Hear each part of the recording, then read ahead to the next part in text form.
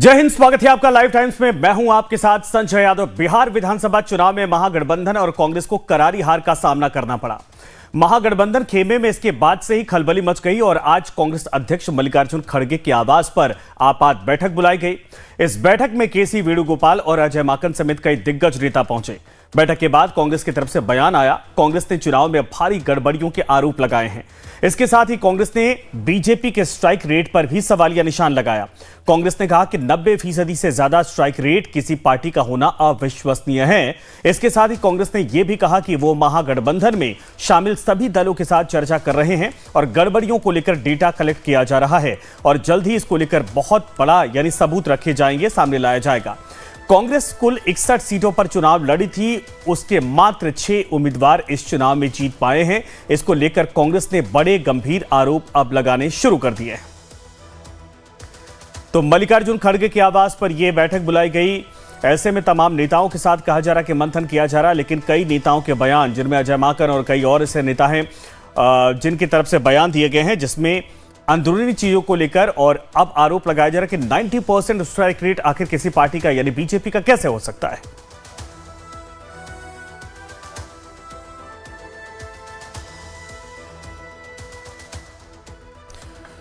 तो आपको बता दें कि कांग्रेस के तमाम नेताओं के रिएक्शन हैं। हालांकि राहुल गांधी ने भी कल जरूर जनता को थैंक यू कहा था, लेकिन इधर अजय माकन और केसी वेणुगोपाल ने क्या कहा है, जरा सुनिए।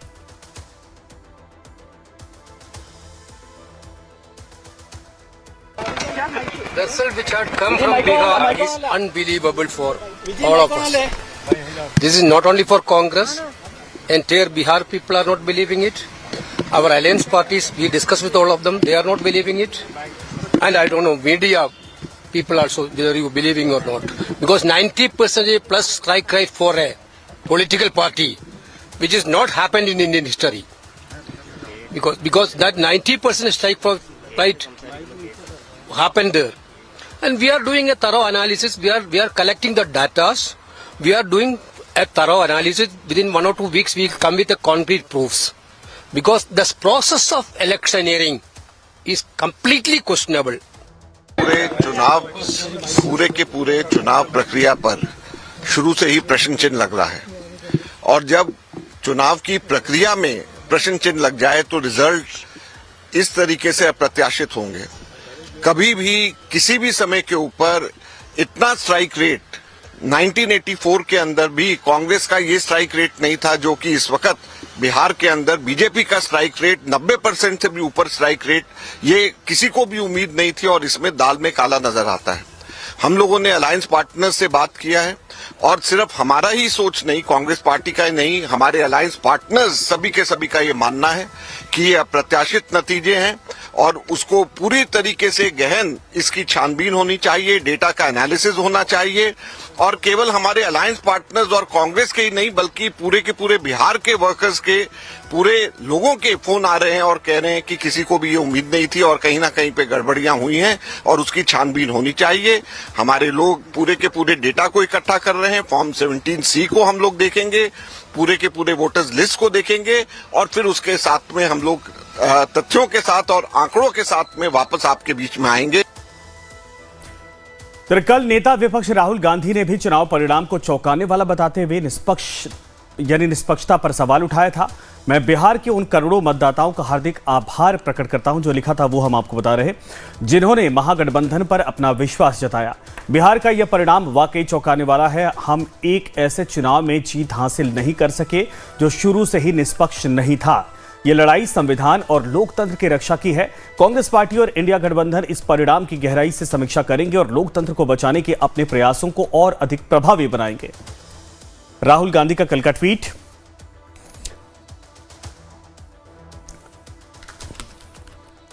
तो राहुल गांधी ये कह रहे हैं कि एक ऐसे चुनाव में थे जो पहले से ही निष्पक्ष नहीं था। इधर कांग्रेस के आरोपों पर चिराग पासवान का पलटवार आया। चुनाव आयोग पर भरोसा नहीं तो कोर्ट में जाए, चिराग ने कहा। हार का बहाना खोज रही कांग्रेस पार्टी, चिराग पासवान ने यह भी कहा और कांग्रेस ने नतीजों के बाद गड़बड़ी का आरोप लगाया है, जिसके बाद चिराग पासवान का यह बड़ा रिएक्शन। मेरी समझ के परे है कि जब इनकी जीत होती है तो सवाल नहीं उठते और ये तो खैर हम लोग मान के चल ही रहे थे कि भैया बहाना तलाशने की शुरुआत हो गई है। और जरूरी था ये बहाना तलाशना, नहीं तो आज आके इनसे बोलते तो लोग भी हंसी उड़ाते, मजाक करते। तो इन्होंने एक लंबे समय से बहाना तलाश कर लिया था एसआईआर को लेके। आज मैं पुनः डंके की चोट पर इनको चुनौती देता हूं। अगर एसआईआर से इनको इतना ही ऐतराज है और चुनाव आयोग पे इनको भरोसा नहीं है, भाई सरकार तो कुछ कर नहीं सकती ना इसमें। ना हम 3 में है ना 13 में है। केंद्र सरकार का एसआईआर से कुछ लेना देना नहीं है। ये फैसला चुनाव आयोग के द्वारा लिया गया है, जो स्वतंत्र संवैधानिक संस्था है। अब इस संस्था पे आपको विश्वास नहीं है तो दूसरा रास्ता क्या है? न्यायालय पे जाना। आप जाइए, मैं चुनौती देता हूं एसआईआर के खिलाफ। आप जाइए, सुप्रीम कोर्ट का दरवाजा खटखटाइए। अगर आपको इतनी ही आपत्ति है, सिर्फ आना, पीपीटी प्रेजेंटेशन करना और इसको लेकर भ्रम फैलाना। जनता ने नकारा ना आपके भ्रम को। 10 दिन 12 दिन यहाँ पर आप घूम फिर कर गए, क्या हुआ? और आपके खुद के अपने कितने साथी आपका साथ देते हैं भैया? आपके जाते ही राजद ही भूल गया था कि एसआईआर का कोई मुद्दा है। राजद ने तो उसको दोबारा नहीं उठाने का काम किया। और मुझे इंडिया अलायंस के बता दीजिए ना कि कितने साथी एसआईआर को मुद्दा मानते हैं और वो अपने अपने प्रदेशों में वो इसको मुद्दा बनाकर प्रदर्शन कर रहे हैं। ना के बराबर। सिर्फ ये राहुल जी को शौक चढ़ता है कि वो पीपीटी प्रेजेंटेशन देने आते हैं, जनता इसको कतई मुद्दा नहीं मानती। पासवान का भी स्ट्राइक रेट शानदार है। चिराग पासवान कह रहे हैं कि कांग्रेस ने इसको मुद्दा बनाया, लेकिन चुनाव वक्त खुद ही उनके साथियों ने उन्होंने इस मुद्दे को उठाया नहीं। ऐसे में अब चुनाव में हारने के बाद हार का बहाना ढूंढा जा रहा है। और सबसे पहले हमारे साथ राहुल यादव कांग्रेस से ही जुड़ गए हैं, कांग्रेस के प्रवक्ता है। राहुल जी, आपका स्वागत है। इसके अलावा कुछ और मेहमान जुड़ेंगे, उनका भी बारी बारी से उनके पास चलेंगे। लेकिन राहुल जी, भाई ये भरोसा क्यों नहीं हो रहा है आप लोगों को? 90% स्ट्राइक रेट का सवाल। राहुल गांधी कह रहे हैं कि लेवल प्लेइंग फील्ड ही हमारे लिए नहीं थी, पहले से हमें पता था कि इस तरीके से होने वाला है वो। और इस चुनाव में एक तरह से कहा जा कि दोनों के साथ न्याय नहीं किया गया है, दोनों गठबंधनों के साथ। ये बार बार जो अब बयान है, ये पहले भी थे, अब भी हैं, उसको रिपीट किया जा रहा है। और चिराग पासवान तो कह रहे हैं कि भाई ये तो पहले हो जाना चाहिए था, पहले ही आप लोगों को लग रहा था, लेकिन उस समय बोलते क्या? आके छठे फ्लोर पे लगातार पटना में बड़े बड़े नेता हैं, वो होटल से उतरे नहीं और अब ज्ञान दे रहे हैं। देखिए, सबसे पहले तो मैं बिहार के उन करोड़ों मतदाताओं को धन्यवाद देना चाह रहा हूं जिन्होंने मुश्किल हालात में भी महागठबंधन पर भरोसा किया। बिहार का ये जो नतीजा है, ये वाकई हमारे लिए चौंकाने वाला है। हम एक ऐसे चुनाव में जीत हासिल नहीं कर पाए जो शुरुआत से ही फेयर और निष्पक्ष नहीं था। अब देखिए, लेकिन आज भी सवाल ये है कि क्या ये नतीजे सही हैं? क्या फिर ये नतीजा वोट कटने और वोट हटाने और सरकारी मशीनरी के दुरुपयोग से बना है? राहुल गांधी जी ने कहा कि ये लड़ाई सिर्फ हार जीत की नहीं है, ये लड़ाई संविधान और लोकतंत्र को बचाने की है। हम आज उसी लड़ाई की शुरुआत कर रहे हैं। देखिए, जिस तरीके से एसआईआर के नाम पर 65 लाख लोगों के वोट काटे गए और 6 करोड़ करीब 6.5 करोड़ लाख वोटरों में से 65 लाख वोट गायब कर दिए गए। औसतन इसको देखा जाए तो हर सीट पर करीब 2,500 के आसपास वोट कम किए गए। जहां 500, 1000 और 5000 तक की सीटें तय होती हैं, वहां करीब 2,500 वोट हटाना, ये सीधे सीधे क्या खेल था? अरे सर, तो आप लोग चुनाव में क्यों गए? अभी देखिए, बहुत सारे लोग आएंगे, ये बातें कहेंगे, कई और प्रवक्ता हमारे साथ जुड़ रहे हैं। लेकिन अब चुनाव के बाद इन बातों का चिराग पासवान तो कह रहे हैं कि भाई अब इन बातों का करने से क्या मतलब है, अब जाइए कोर्ट अगर आपको दिक्कत हो रही है। नहीं, देखिए, सवाल ये है कि हम कोर्ट भी जाएंगे। वोट कटने पर जो सुप्रीम कोर्ट में हम याचिका भी सारे सबूतों के साथ लेकर जाएंगे वक्त जरूरत। हर सीट पर वोट कटने का पूरा डेटा जनता के सामने, हम कहां से वोट कटे हैं, सब हम जनता के सामने भी जाएंगे। और हम हमारी वोटर अधिकार यात्रा जो है उसको, उस आंदोलन को हम पूरे देश में राष्ट्रव्यापी आंदोलन बनाएंगे, राष्ट्रीय अभियान के रूप में बनाएंगे। हम सकारात्मक मुद्दों को लेकर बिहार की जनता के सामने गए थे। जिस तरीके से हमने देखा कि 65 लाख एसआईआर के नाम पर वोट काट दिए गए और जो लोग जिनके वोट काटे गए थे उनमें मुख्यतः मैं कहूं तो दलित थे और अति पिछड़ा थे, और अल्पसंख्यक थे। ये कमोबेश महागठबंधन का ही वोट लेकिन था। चुनाव आयोग जिस दावा तरीके कर रहा है से कि आपकी तरफ से कोई भी इस तरीके से एप्लीकेशन दोबारा नहीं आया और कहा जाए कि नॉक नहीं किया गया कि भाई इनके लिए इनका नाम कट गया, ठीक है। लेकिन आपके कई नेताओं के बात जो है बातें हैं, बयान है, वो विरोधाभासी हैं। अखिलेश प्रसाद सिंह कहते हैं कि जो यहाँ प्रभारी बनाए गए थे और जो यहाँ के हमारे विधायकों के नेता थे वो आपस में जो है कि लड़ने लगे थे, चुनाव में चले गए। लगा ही नहीं कि वाकई में हमारा लोकल लीडरशिप कभी चुनाव में है भी जमीन पर। आप उनका जवाब क्या देंगे? हालांकि दिल्ली में जो मंथन किया, मैं आता हूं सर, आता हूं आपके कई और मेहमान जुड़ गए, परिचय करवा दूं। अनामिका पासवान जी भारतीय जनता पार्टी से हमारे साथ जुड़ गए। अनामिका जी स्वागत है आपका। श्वेता प्रिया हमारे साथ जेडीयू से जुड़ गए। श्वेता जी आपका भी स्वागत है। और हमारे साथ हैं जयंत जिज्ञासु जी आरजेडी से, इस वक्त उनका भी वेलकम है। और अजीत शुक्ला हमारे साथ जुड़ रहे हैं, चुनाव विश्लेषक। आप सभी का स्वागत है। अब मैं आऊंगा अनामिका जी आपके पास। बड़ा ये जो आपने करिश्मा किया है, आपकी पार्टी ने 90% वोट एक तरह से पड़े हैं या स्ट्राइक रेट देखा जाए, ये न आरजेडी को पच रहा है न कांग्रेस को पच रहा है। और सवाल उठाए जा रहे कि ये तो कुछ करिश्मा किया गया है मशीनरी का, तभी इस तरीके से हो सकता है। इतिहास में अब तक देश ने ये देखा नहीं और बीजेपी उसको कर रही है। ये जो करिश्मा हुआ है इस बार चुनाव के रिजल्ट में, ये करिश्मा बिहार की जनता का है। ये करिश्मा बिहार के उन महिला मतदाताओं का है जिन महिलाओं को सुरक्षा मिली, वो स्वावलंबी बनी, वो स्वरोजगार की ओर आगे बढ़ी, सशक्त हुई। ये चमत्कार उन मजदूरों का है, उन किसानों का है, उन हमारे गार्जियनों का है, युवाओं का है, जिनकी वजह से ये चमत्कार हुआ है। आवाज आ रही है? बिल्कुल आ रही है, आवाज आ रही है। आ रही है मैडम, आ रही है, बोलिए। ये लोग आज एसआईआर के मुद्दे को जो सामने रख रहे हैं, 65,000 नाम कट गए, हमारे लोग थे। भैया कितने लोग आपके आवेदन दे पाए? आप हमें बताइए जरा, कितने आवेदन आपके पास है जो लोग सामने आके कह रहे हैं कि हमारा नाम कट गया? और अगर आपको ऐसा लगा तो आपने आवेदन क्यों नहीं दिया? आप ये क्यों नहीं कर रहे कि जो नाम कटा है उसमें कई लोग मृत हो चुके थे? आपको पता होना चाहिए कि 2003 में, इससे पहले एसआईआर हुआ था, उस समय राबड़ी देवी मुख्यमंत्री थी, महागठबंधन की सरकार थी। और मैडम, उसके बाद आपको क्या लगता है? इसका तर्क ये ठीक है जनता के आप, लेकिन इस बात का जवाब कैसे आप देंगे? क्योंकि आपकी अलाइंस पार्टियां और आप भी 90%, 91% के आसपास स्ट्राइक रेट। बिहार में जितने लोग थे आपके पार्टी के वोटर, मोस्टली सबने वोट किया। 101 पे लड़े हैं आप लोग, 90 से ज्यादा सीटें लेकर आए हैं। और ये बात कांग्रेस कह रही कि हम तो कोर्ट में अब चुनौती देने के लिए तैयार है, बस सबूत थोड़ी मिल जाए हमारे पास। तो भैया आप कोर्ट में जाने के लिए फ्री हो, आप हाई कोर्ट जाओ, आप सुप्रीम कोर्ट जाओ, हाँ। आपको फ्री है, आप कहीं भी जा सकते हैं न्याय मांगने के लिए। हाँ। लेकिन बिहार की जनता ने न्याय किया है इस बार। वहां गठबंधन के लोगों को देख लीजिए आप, और एक तरफ एनडीए के लोग थे। एनडीए के लोग एक थे और नेक थे, लेकिन वहां गठबंधन के लोगों में क्या था? वहां गठबंधन स्वार्थ की राजनीति करता रहा, न राष्ट्रहित रहा, न जनहित रहा, अहम का टकराव रहा, विघटन का बिखराव रहा, और संकुचित। लेकिन वो रैलियों में दिखाई नहीं दे रहा था इनके। मैं आपके पास आता हूं दोबारा। श्वेता जी, अब ये बताइए जरा, आप लोग कह रहे हैं कि महिलाओं के लिए नीतीश कुमार ने बहुत काम किया है। जाहिर सी बात है कि महिलाओं के वोट परसेंट भी आपके पक्ष में रहे हैं और उस तरीके से सभाओं में भी लोग आ रहे थे और काम भी वहां की महिलाएं कहती हैं।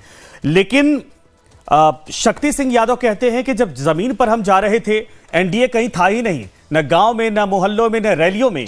ये अचानक से वोट के दिन ऐसा क्या हो गया कि जो है कि इतनी बड़ी संख्या में वोट पड़े हैं जो किसी को पचाए नहीं पच रहे हैं?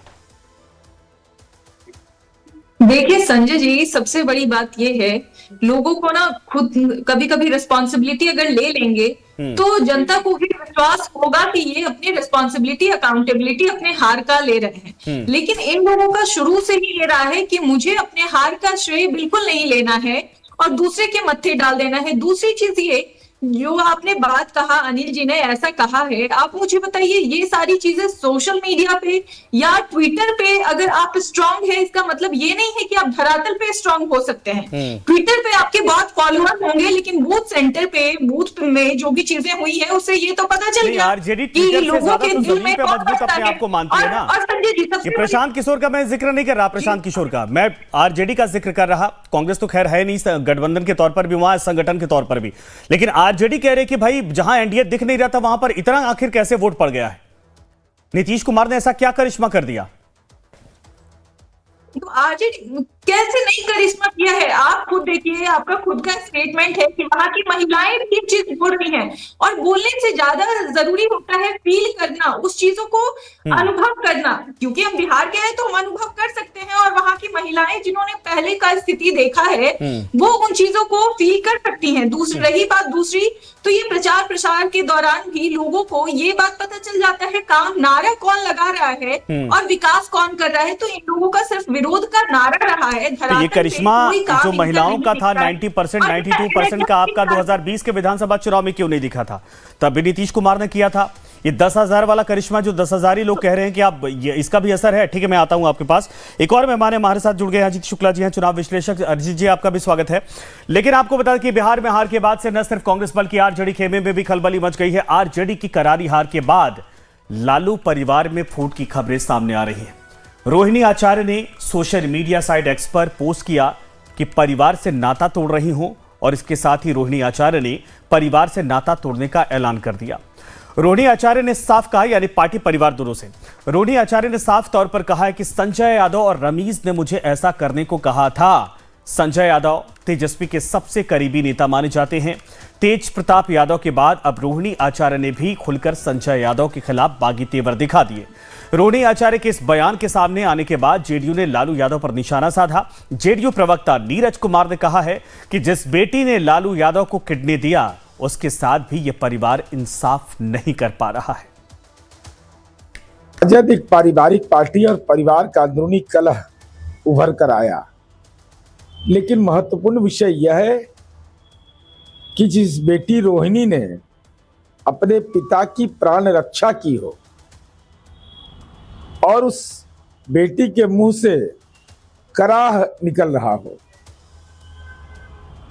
जिस भाई के कलाई में राखी बांधी आज उस परिवार को भी अलविदा कह रही है, पार्टी को भी अलविदा कह रही है, रोहिणी आचार्य। सवाल के घेरे में लालू जी आप हैं, राबड़ी देवी जी आप हैं। लालू जी राजनीति के धृतराष्ट्र हो गए कि सब कुछ जानते हुए भी खामोश क्यों हैं? आप उस घर के मुख्य न्यायाधीश हैं, तो मुख्य न्यायाधीश की भूमिका अगर अदा आप नहीं करेंगे तो इसका मतलब रोहिणी के द्वारा किए गए कृत्य जो आपके प्राण रक्षा के लिए किया है वह भी आपके अपराध की श्रेणी में आ जाएगा। तो बेटी का कराह बहुत भारी पड़ता है।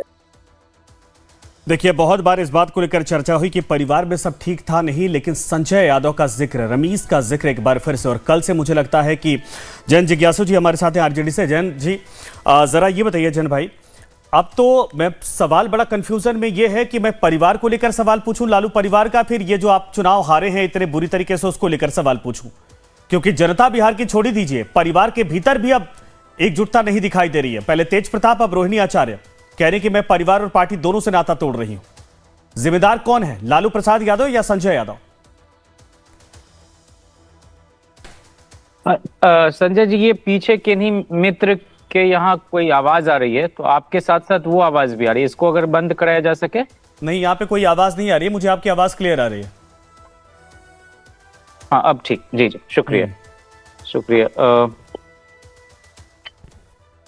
नहीं, ये पहले तो ये चुनाव के जो नतीजे हैं वो बिल्कुल भी विश्वसनीय नहीं हैं और प्रत्याशित नहीं हैं।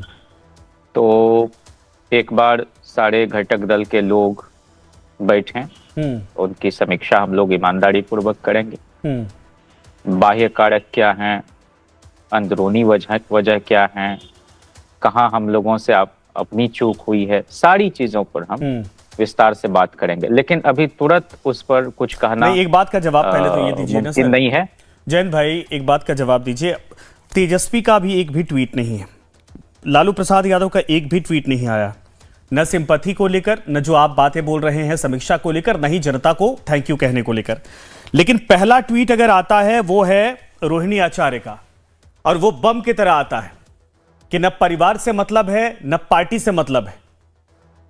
जब पार्टी और परिवार यानी घर में ही आरजेडी घिरी हुई थी तो जनता को इतने बड़े बड़े आश्वासन कैसे दे रही थी? नहीं, अब ये रोहिणी जी देखिए बहुत ही सम्मानित और बहुत आत्मीय और हम सबकी बहुत प्रिय बहन है, बड़ी हैं। उनको पूरा हक है अपनी बात कहने का और हम एक लोकतांत्रिक परिवार का हिस्सा हैं।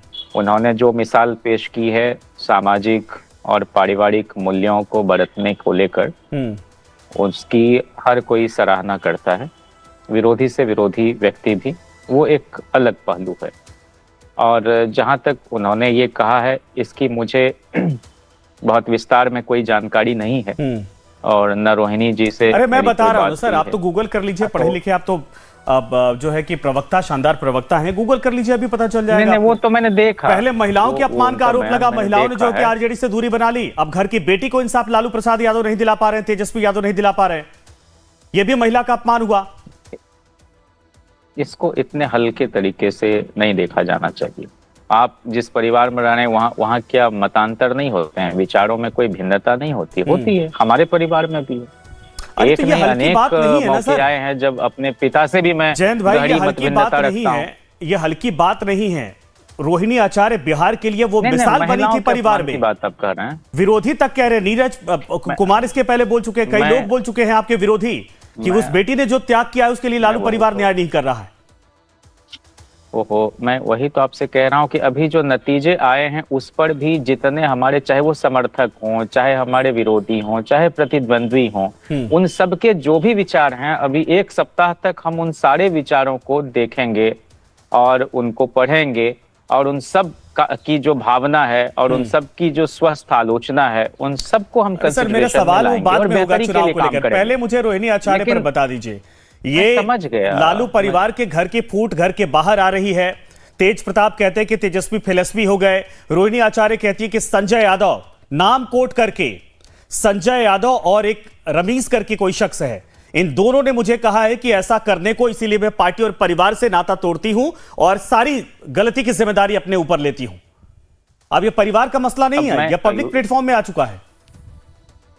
मैं आपसे वही कह रहा हूं कि परिवार के सदस्य होने के नाते और वृहत जनता परिवार का सदस्य होने के नाते और उस परिवार के हर सदस्य के प्रति एक सम्मान रखने के नाते मैं आपके सामने यही तो कह रहा हूं कि वो परिवार की भी सदस्य हैं और राष्ट्रीय जनता दल की लोकसभा की प्रत्याशी भी रही है सारण संसदीय सीट से, तो उनको अपनी बात रखने का हक है। अब जहां तक इस पर हमारी पार्टी की तरफ से मेरी प्रतिक्रिया की बात है, इस संदर्भ में मैंने आपसे कहा कि रोहिणी जी से मेरी कोई बातचीत इस बयान को लेकर नहीं हुई है। कुछ बातें मुझे भी पता है, आपको भी पता है, उसको लेकर तो पहले भी एक बार बातचीत हो चुकी है। अभी जो कुछ भी हुआ है तो हम संजय जी से भी बात करेंगे कि भाई क्या सच में उन्होंने इस तरह की अगर कोई बात है तो ये दुर्भाग्यजनक है। मैं इतना ही कह सकता हूं। संजय यादव जो कैरेक्टर आपके पार्टी में आगे तो मुझे बोलने दीजिए, इनको लेकर नहीं सर, अब उतना समय नहीं होता है कि मैं पूरी तरीके से बोलने के लिए उतना कर दूं। मैं बाकी और भी मेहमान हमारे पास हैं, लेकिन अब इतना समझिए कि लालू प्रसाद यादव के ऊपर, तेजस्वी यादव के ऊपर न चुनाव जीत पाए, भाई को खो दिया, लालू प्रसाद यादव ने एक बेटे को खो दिया, घर परिवार से बाहर पार्टी से निकाल दिया, अब बेटी को भी खो दिया। मैं आपके पास दोबारा आता हूं, अजीत शुक्ला जिसका जवाब दीजिए। आप क्या इस चुनाव में बेटी लालू परिवार का और लालू की पार्टी का एक मिसाल है हमारे, दोनों पूरी बिखरती दिखाई दे रही है, खत्म होती दिखाई दे रही? देखिए, इसमें तो कोई संदेह नहीं है कि अंतर्कलह है और सभी जगहों पे होता है, सभी फैमिली में होता है, लेकिन ये कुछ ज़्यादा बाहर आ रहा है, ये एक दिक्कत वाला है विषय और इससे नुकसान ही हुआ है। चाहे तेज प्रताप का लड़ना, वहाँ पे आरजेडी और महुआ सीट पर ही देखिए, महुआ सीट पे जो है वो तेज प्रताप भी लड़े और आरजेडी का डॉक्टर रोशन भी लड़े और दोनों का वोट डिवाइड हुआ और वहाँ लोजपा चुनाव जीत गई और वहाँ पे यादव की संख्या अच्छी खासी है, 1 लाख से ऊपर है। ऐसी कई सीटें मैंने देखा जहाँ पर कि खुद उम्मीदवार खड़े थे, तो आपसी कलह का जो है ना वो पारिवारिक, इनको राजनीतिक नुकसान भी हुआ है। कई सीटें जो है, सारण में भी आपसी कलह हुआ। एक जगह रोहिणी जी चाहती थी कि वो उस सीट पे जो है नहीं दिया जाए उम्मीदवार, दूसरे को दिया जाए, लेकिन उस सीट पे दिया गया उनको और हालांकि वो जीत गए, लेकिन वहाँ इससे एक जो कार्यकर्ता है, क्योंकि अलग अलग रेनबो ऑफ कॉलिजन होता है और परिवार में इनके यहाँ अलग अलग हर कोई अपना स्थान रखता है। सब लोगों के पास, सब लोग राजनीति कर रहे हैं, रोहिणी जी भी चुनाव लड़ रही हैं, तेजस्वी भी लड़ रहा है, तेज प्रताप भी है, हर का अपना अपना फैन फॉलोइंग है। तो जो कॉलिजन ऑफ रेनबो है उसमें हर किसी को साधना बहुत ज़रूरी होता है, जो दिखता है एनडीए में। एनडीए में ऐसा नहीं है कि मतभिन्नता नहीं है, एनडीए में भी चिराग पासवान और नीतीश जी के बीच में बहुत मतभिन्नता रही है, लेकिन उनको उसको बड़े ही तरीके से साधा है। अब छठ पूजा में ही देखिए, नीतीश जी चिराग पासवान के घर चले गए वहाँ पे, तो वो सब चीज़ें हैं। इन लोगों का जो है आपसी परस्पर सम्मान और आपसी जो है ना सामंजस्य बहुत अच्छा था। नहीं, क्या ये महत्वाकांक्षा है, चाहे संजय यादव की हो चाहे तेजस्वी यादव की हो, एक ऐसा कॉकस बना दिया गया जो तेजस्वी मैं हर जिले में मैं जब चुनाव के दौरान घूम रहा था तो कमोवेश हर जिले में मैं संजय यादव के खिलाफ जो है, जो निष्ठावान कार्यकर्ता हैं आरजेडी के, उनके मन से ये देख रहा था कि उनका विरोध है उसके संजय यादव के प्रति, उनको पता नहीं क्या है। और हम बहुत ज़्यादा अंदर तो जानते नहीं हैं कि अंदर क्या है, कि क्या हो रहा है, लेकिन बाहर से हर कोई जो कर्मठ और कोर कार्यकर्ता है, जो काडर वोट बैंक था वो संजय यादव ने उसको भी नाराज किया।